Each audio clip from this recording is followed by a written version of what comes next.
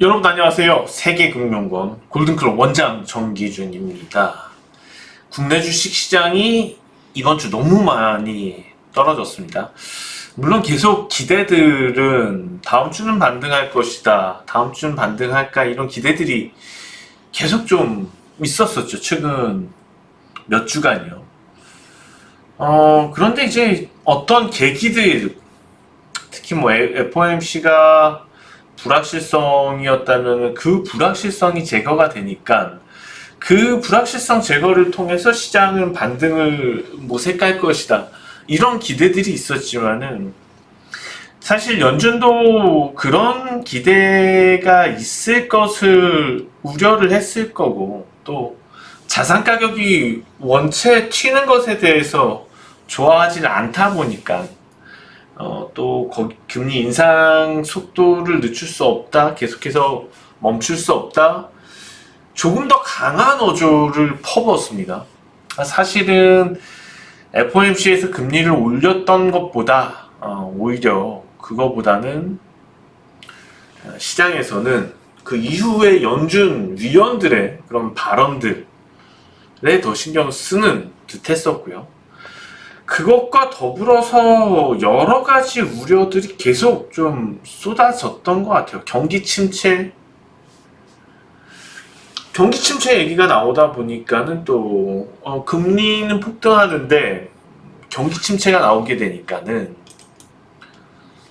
달러가 급등하게 되고, 또 거기서 국채 시장이 혼란스러워지다 보니까는 약간 우려스러운 부분들, 미국을 제외한 국가들, 한국은 그나마 좀 낫지만은 일부 유럽 국가들이라든지 일부 아시아 국가들의 좀 위험성들, 그런 게 시장에서 계속해서 좀 월요일부터 금요일까지 압박되었던 것 같습니다.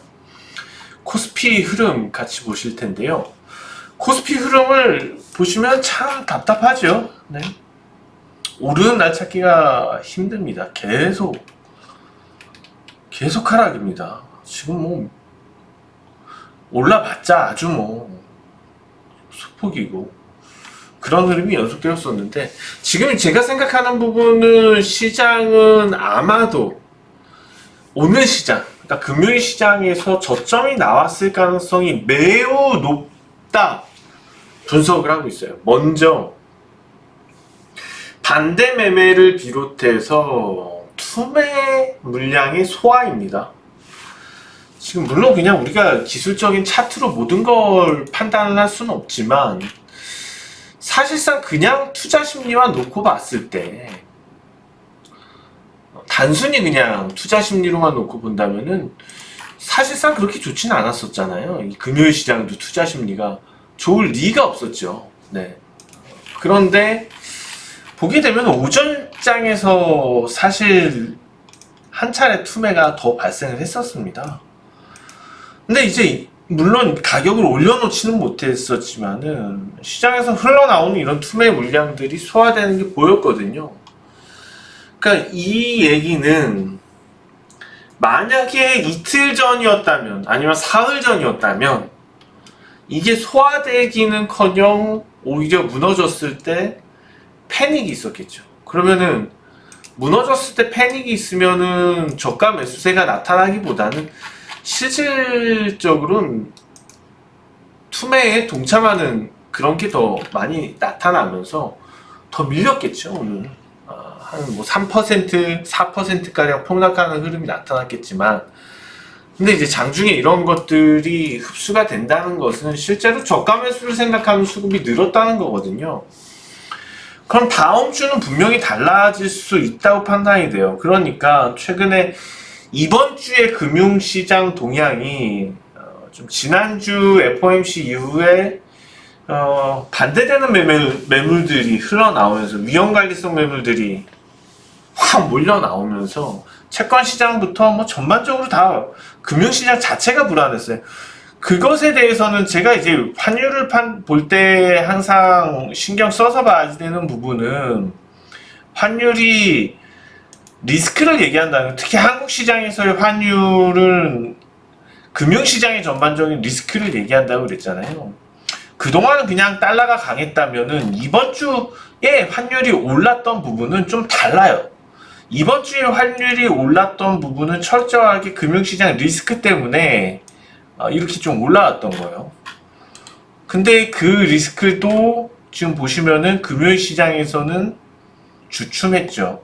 일단 금융시장에서 그 금융시장 리스크가 안정을 찾는 흐름이 보였습니다. 그 부분도까지 보였기 때문에 아마도 그동안 흘러가고 있던 와중에 계속 튀어나오는 악재들, 금융시장을 매우 불안하게 만들었던 것들이 시장에 대부분 반영됐다고 판단했을 거라는 겁니다. 이번 주에요. 그래서 주식시장, 국내 주식시장은 그것을 반영을 했고 다음 주부터는 본격적으로 반등을 모색할 거라고 분석을 합니다. 다음 주에 시장이 본격적으로 반등을 할 때 이제 오늘 시장의 저점에서 올라올 때 낙폭과대주들 그동안 너무 좀 안 좋았던 종목들, 예를 들면 시가총액 상위 종목에서는 카카오 같은 종목들 있죠.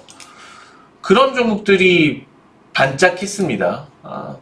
근데 이제 이런 종목들이 초기에는 올라요. 카카오 같은 종목들이 초기 반등할 때는 항상 올라갑니다. 낙폭과대 인식이 있어서 기술적인 측면에서. 그런데 이런 종목들이 사실상 그 파동의 반등을 주도한 적은 거의 없습니다.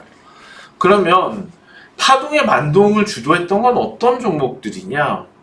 한참 잘 나가다가 시장이 꺾인, 시장이 위험 매물들이 막 나오다 보니까 무분별하게 펀더멘탈 생각 안 하고 수익이 남아있는 종목들 우선으로 해서 좀 낙폭을 크게 키워서 만들죠.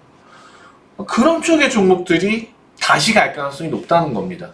우량주 쪽에서 살펴보면 현대차 같은 종목들이 되겠죠. 시장하고 추세가 완전히 다르죠. 시장은 추세 하락이지만은 현대차 같은 경우에는 추세를 지금 좀 돌려놓고 있죠. 상승 추세로 돌려놓고 있죠. 올해 보시면은 올해 1년간. 다만 이제 이번 같은 경우에 폭락을 맞은 것은 시장 리스크가 그동안 주가가 안 떨어진 종목들에 대해서 공격을 했기 때문이고요. 이런 측면에서 본다면 현대차도 뭐 저가 매수도 괜찮겠다는 판단입니다. 그런 특징이 좀 있을 것 같고, 그 밖에 금융시장에서 올랐던 종목군들 중에선 제약바이오주들을 좀 주목을 해볼 필요가 있어요. 제약바이오 중에서 셀트리온 뭐 이런 종목들 실적 예상되는 게 괜찮아요. 3분기 실적 예상되는 게. 이것도 역시 8월 초까지 되게 잘 올랐었죠. 시장 대비해서 정말 잘 올랐었죠. 제약주들도. 더불어서 코스닥 시장에서 본다면 셀트리온 헬스케어나 HLB 같은 종목들. 분명히 추세가 좀 탈출하는 추세인데 이번에 시장이 이렇게 되면서 좀 공격을 받았다. 그래서 실적이 괜찮을 법한 그러한 오히려 제약주들도 제가 볼 때는 좀 한 템포 죽일 수는 있지만 그런 종목도 유망하다고 보이고요. 그리고 그동안 우리가 가장 좀 시장에서는 좀 돋보이고 있던 2차전지 관련주들, 사실 2차전지 관련주들도 선별해서 움직여요. 금양이라든지 뭐 저런 성인하이텍 같은 새로 등장한 2차전지 관련주들도 많이 올랐다가 시장이 떨어지니까는 이것도 수익 커버하느라고 좀 털리고, 어떻게 보면 오늘 또 9월 마지막 날이잖아요. 3분기 마지막이어서 윈도우 드레싱 효과로 돈이 좀 남아있는 종목들에 대해서 무분별하게 매도가 진행이 된 것 같습니다. 그런 부분들 때문에 또 지수 하락도 있었고, 그러면 오히려 우리들은 그런 거를 틈타서 괜찮은 종목들을 잡아야 되잖아요. 오늘 제가 그래서 추천드릴 종목이 코스모화학입니다. 코스모화학에 대한 실적 전망, 특히 내년 실적에 대해서 많이 기대가 되죠. 양극재 소재 관련돼서 2차전지. 이게 시장 리스크가 아니면 추가적으로 올랐을 법도 한데 시장 리스크 때문에 무너졌습니다. 그렇지만은 제가 볼 때는 시장이 좀 다음 주부터 더 정신을 차릴 거니까, 다 정신을 차리고 나면은 이러한 류의 종목들이 탄력적으로 자기 가격을 다시 찾아갈 수 있다. 그런 관점에서 좀 그냥 잘 나가던 종목들인데 시장 리스크 때문에 단기적으로 급락한 종목들, 20-30% 그냥 쭉 빼버린 종목들, 그런 종목들 실적 보고서 실적 괜찮다 전망이 좀 파고 들어갈 필요가 있지 않나 생각이 듭니다. 자, 오늘은 여기까지고요. 저는 다음 주에 지수가 많이 반등해 있기를 바라면서 여기서 좀 마치도록 하겠습니다. 다음 주에 뵙겠습니다. 지금까지 골든클럽 세계금융연구원 정기준 원장이었습니다. 고맙습니다.